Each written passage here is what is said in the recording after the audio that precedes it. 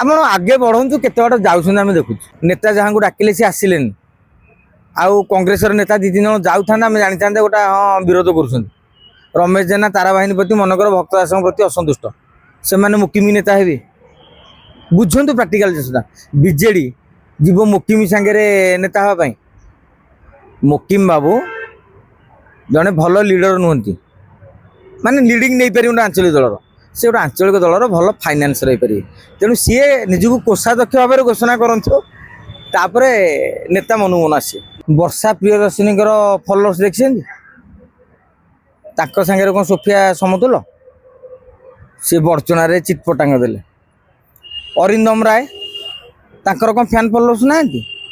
ସିଏ ବି ସାଲେପୁରରେ ଚିଟପଟାଙ୍ଗ ଦେଲେ।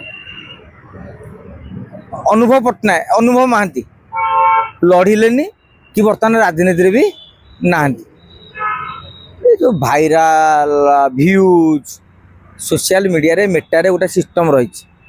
ଆପଣ ଫଲୋଅର୍ସ ବଢ଼େଇ ପାରିବେ, ଆପଣ ଭ୍ୟୁ ବଢ଼େଇ ପାରିବେ, ଏବଂ ଯେଉଁମାନେ ଦେଖିବେ ଅନେକ ନେତା ମଧ୍ୟ 5,000 10,000 ଖର୍ଚ୍ଚ କରିକି ଭ୍ୟୁ ବଢ଼ାଉଛନ୍ତି, ସେଥିରେ କିଛି ମାପ ଯାଏନା।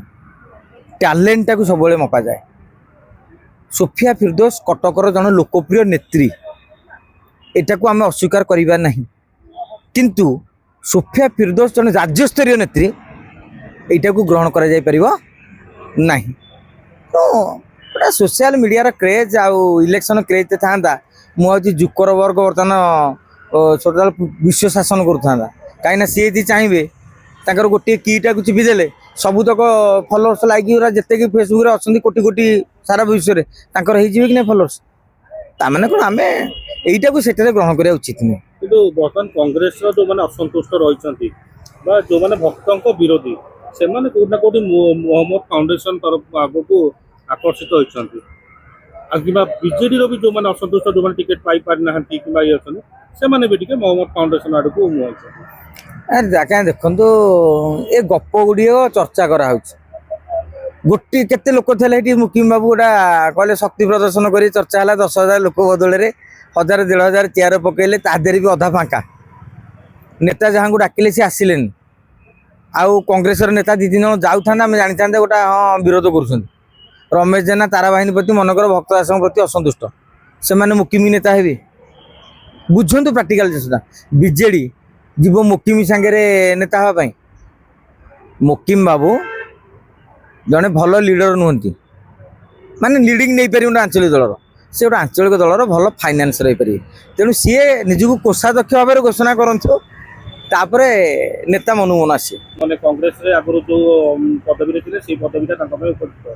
ହଁ, ସେ ଗୋଟେ ଦଳର କୋଷାଧ୍ୟକ୍ଷ ହେଇପାରିବେ, ତାଙ୍କ ପାଖରେ ପଇସା ଅଛି, ବ୍ୟକ୍ତିତ୍ୱ, ଗୋଟେ ସଂଗଠନର ଦକ୍ଷତା, ସାରା ଓଡ଼ିଶାର ନିଜର ଉପସ୍ଥିତି।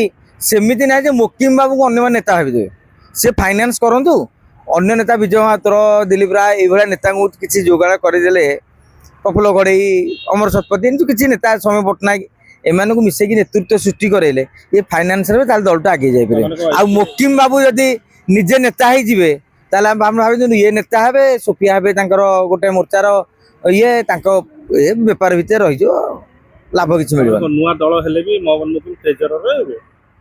ନାଇଁ, ମୁଁ ଭାବୁଛି, ମାନେ ମୁଁ କହିବିନି, ଶୁଣନ୍ତୁ, ଆପଣ ଆପଣଙ୍କ ଘରେ କେଉଁଠି କେଉଁଟା ରଖିବେ, କେଉଁ ଚେୟାର ପକେଇବେ, ସେ ଆପଣଙ୍କ ଉପରେ ନିର୍ଭରଶୀଳ।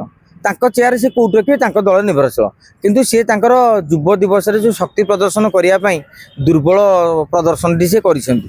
ତେଣୁ ଆମେ ଯେତେବେଳେ ନୂଆ ଦଳ ଜଣେ କରିବାକୁ ଆସୁଛନ୍ତି, ମୁଁ ଭାବୁଛି ଆଉ ବେଶୀ ନକାରାତ୍ମକ ଟିପ୍ପଣୀ ଉତ୍ସାହିତ କରିବା। ଆପଣ ଆଗେ ବଢ଼ନ୍ତୁ କେତେ ବାଟ ଯାଉଛନ୍ତି ଆମେ ଦେଖୁଛୁ।